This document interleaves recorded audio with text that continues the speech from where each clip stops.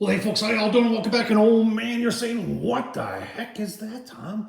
Well, that right there, if you know, that's an air fryer. That's a 5.8 quart air fryer. And that, yeah, that's a 20 quart air fryer from Masterbuilt. 7-in-1 Masterbuilt 20 quart air fryer, folks. Oh, I'm so excited about this. I tell you what, we're gonna put it together, unbox and put it together, and we're gonna do a quick video here to show you how it all works. But this thing is, everybody who's ever complained about my air fryer is too small, no more, from Masterbuilt. All right, folks, there's the box that it comes in. If you're wondering what the weight of this thing is, total package here is 55 pounds, so probably 50 pounds for the Masterbuilt. But let's get her out of there. All right, so most everything these days, it comes very well packaged. It's to their benefit, obviously. And you've got some boxes, number 2, and there's the number 1 out there. And there's a whole bunch of stuff in here, so we got to get this all apart and unpackaged and start putting her together. All right, there it is out of the box, and there's parts and pieces. There ain't that much. There's some legs, and you got some other stuff. You got some pretty heavy-duty handles there. You got a blister pack. There's a fair amount of screws in there. So there's a little bit of assembly, lots of baskets, stainless steel baskets, and I'm not sure what that is. You got a little box over here. I think that's where you put wood chips or wood pellets to give yourself some smoke in there.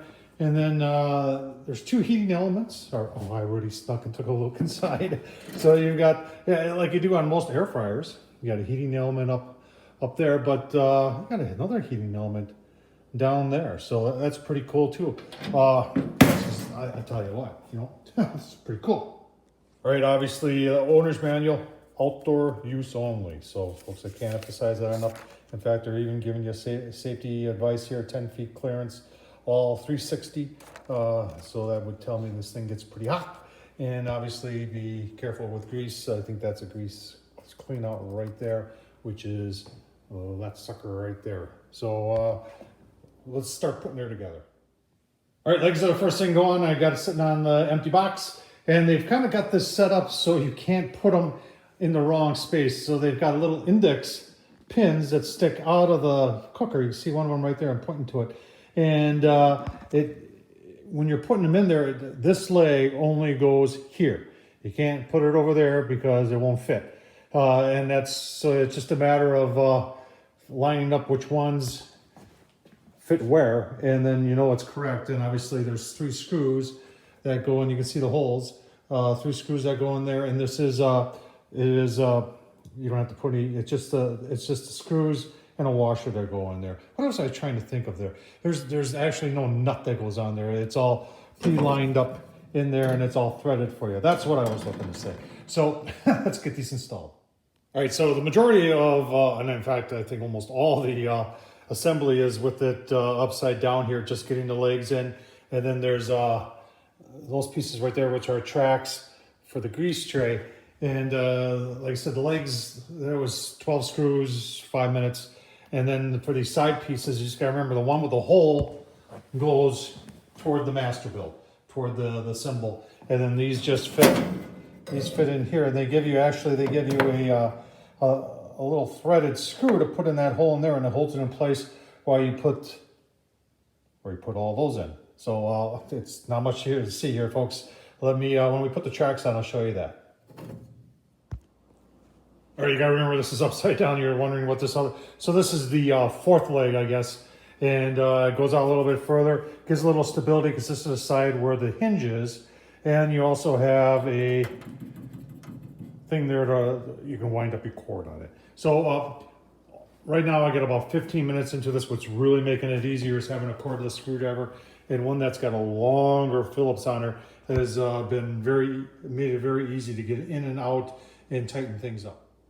All right, so there's our grease tray, and then there's our directions to put in the grease tray holders, and they're kind of confusing because it looks like they both go on the same side, and I said, well, that can't be right, and they got an arrow pointing here, and the best way is just to go over here and to look and see what they've got going on. And so they've got some pre-drilled holes in there, and if you just line them up, and I already just put 1 screw in, but there's 2 other screws that go in there, and let's give you a look-see here.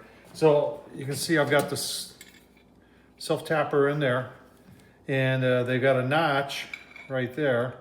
Hope you can see this. Can you see that? See that? And then that will go into this hole right there.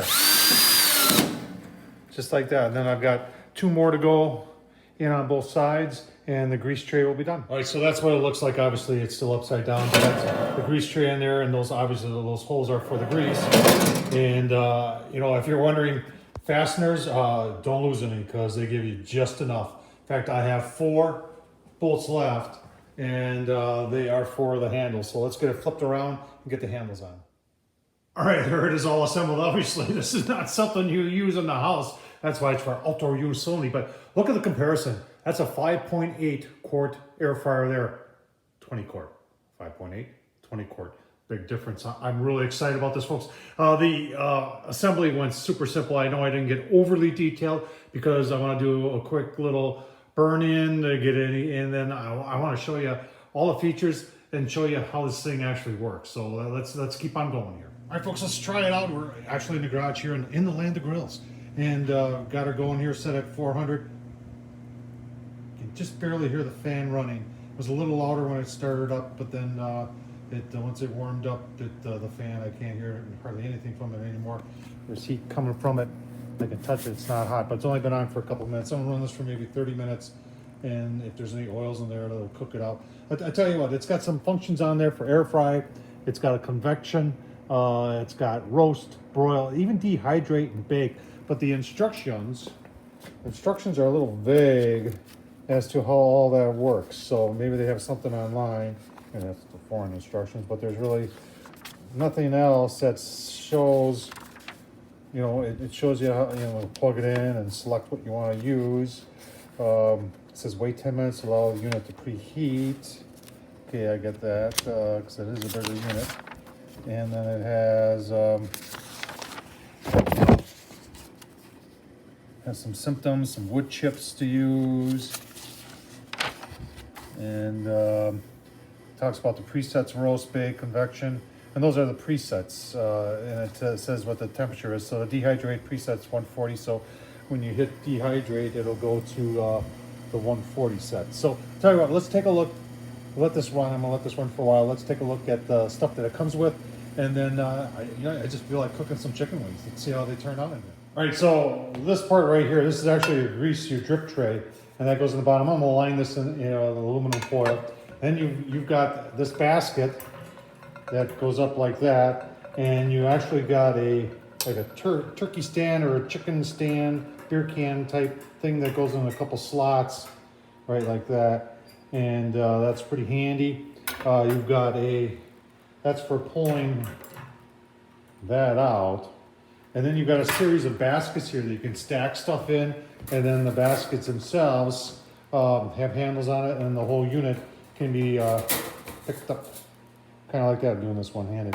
So I tell you what, I'm going to get these all washed up, and then I think we're just going to try this basket here with 8 or so chicken wings in there and see what happens. All right, so if you're wondering what the smoker box looks like, that's it. And you can put your wood chips in there, and then it fits down in the hole just like that. Another curious thing as I'm finding out here is that when it hits temp, it actually shuts off the fan. And then once it cools down a little bit, it goes back on. So I'm just gonna leave this be, see if we get some smoke out of it, and we'll give you a look, see as we go along. This is new territory for me. All right, folks, I got 6 chicken wings in there. I did not cut the tips off. I usually do. If I did, I probably could fit 8, maybe 9 in there. And remember, you could stack them up in the baskets too, and holy smokes, if you did, say, just 6 conservatively, that'd be like almost 24 in there, because there's 4 of those. But you could probably do a whole lot more than that. But time will tell. Let's get it on and see how it cooks. All right, so trying to figure out the controller here. You can see where it's got it at this arrow right there. I believe that defaults to the presets. So if I have it over there, it defaults to all these, and they're all the air fry, the convection, broil, roast, and bake are 400-degree presets, and then dehydrate is 140 preset. But I decided to go manual at 425. And one thing, you hear anything? So this thing's got like a thermostat on it, and I'm not used to having an air fryer where it just shuts off the fan when it gets up to temp. So it must be at 425, and still no smoke. I can't smell anything. So, like, it's only been 5 minutes. So let's keep on figuring this thing out. All right, not even 10 minutes. I can hear the chicken sizzling in there, and you can see it just turned back on. That thermostat is kind of freaky that it turns the fan off. But every so often I'm getting like a little whiff of wood too, and like I said, maybe we'll see some visible smoke, and maybe we'll just have to wait till we're done. But I'm gonna let this go for another 10 minutes before I open it up and give you a look-see. So I was looking at the thickness of the cord and goes, what does this thing draw as far as amps? Because remember, it's amps that really tells you how powerful this thing is. And if you can see that right there, it says it's 13 3/4, almost 14 amps this thing draws. So this thing should get plenty hot.